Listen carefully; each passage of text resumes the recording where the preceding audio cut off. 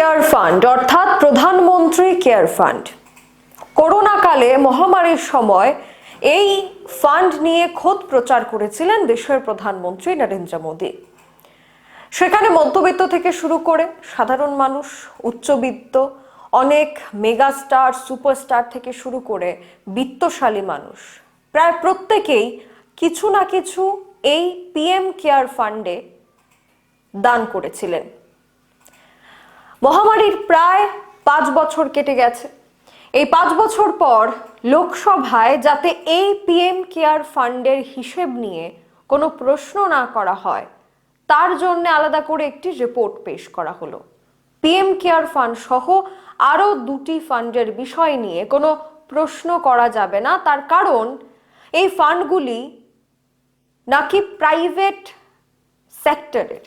এখন প্রশ্ন হচ্ছে, পিএম কেয়ার ফান্ড এই নামটার মধ্যেই রয়েছে পিএম অর্থাৎ প্রাইম মিনিস্টার, প্রধানমন্ত্রী নরেন্দ্র মোদী নিজেই মহামারীর সময় আবেদন করেছিলেন সাধারণ মানুষদেরকে যে এই মহামারী রুখতে ভারতকে সাহায্য করতে, ভারতকে শক্তিশালী করতে।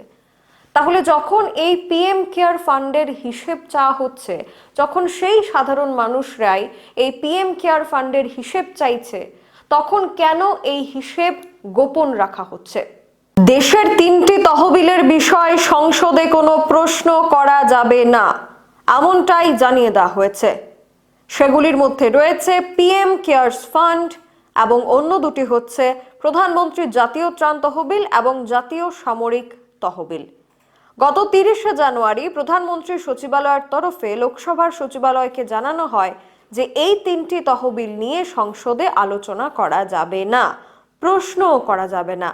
আর যখন খোদ প্রধানমন্ত্রীর সচিবালয় থেকে এই দাবি বা এই রিপোর্ট জানানো হয়, তখন থেকে এই পিএম কেয়ারস ফান্ডের হিসেব নিকেশ কতটা পরিষ্কার পরিচ্ছন্ন রয়েছে তা নিয়ে আরো প্রশ্ন জোরালো হতে থাকে। 2020 সালের 27শে মার্চ কোভিড অতিমারির সময় দুর্দশাগ্রস্তদের সাহায্য করার জন্য পিএম কেয়ারস ফান্ড তৈরি করা হয়েছিল। পিএম কেয়ারস ফান্ডের ওয়েবসাইট অনুসারে 2023 সালের মার্চ মাস পর্যন্ত এই তহবিলে জমা পড়েছিল 6,283 কোটি টাকা প্রায়। আর তার কারণেই বিরোধী বেঞ্চ থেকে প্রশ্ন উঠতে শুরু করেছে যে জনতার টাকা জনতা হিসেব চাইলে কেন তা সরকার দিতে পারবে না? প্রধানমন্ত্রী নরেন্দ্র মোদীর নাম তার সাথে জড়িয়ে রয়েছে।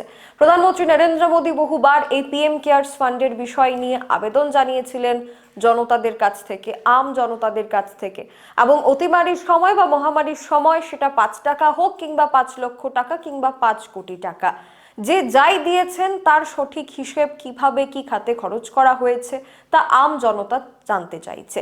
তার হিসেব কেন দেওয়া হচ্ছে না, তার কারণে এবার বিরোধী বেঞ্চ আরো সরগরম ফেলে দিয়েছে। আর এ কারণেই প্রশ্ন উঠছে, তাহলে কি এই পিএম কেয়ারস ফান্ড নিয়েও অনেকটা দুর্নীতি হয়েছে? আর সেই দুর্নীতি ঢাকার জন্য আগে থেকেই প্রধানমন্ত্রীর সচিবালয় থেকে রিপোর্ট বা এক চিঠি পাঠিয়ে দেওয়া হয়েছে লোকসভার সচিবালয়, যাতে করে এই পিএম কেয়ারস ফান্ড নিয়ে কোনো প্রশ্ন লোকসভায় না করা যেতে পারে। তাহলে কি দুর্নীতি ঢাকতেই এই ধরনের পদক্ষেপ আগে থেকেই নেওয়া হয়েছে? জনতার টাকার হিসাব জনতা কেন জানতে চাইবে না? এটা খুব সামান্য একটি বিষয়, কিন্তু তার মধ্যে কেন এত লুকোচুরি খেলা সেটাই বুঝতে পারছেন না সাধারণ মানুষ।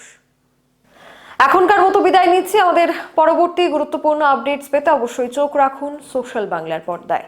নমস্কার।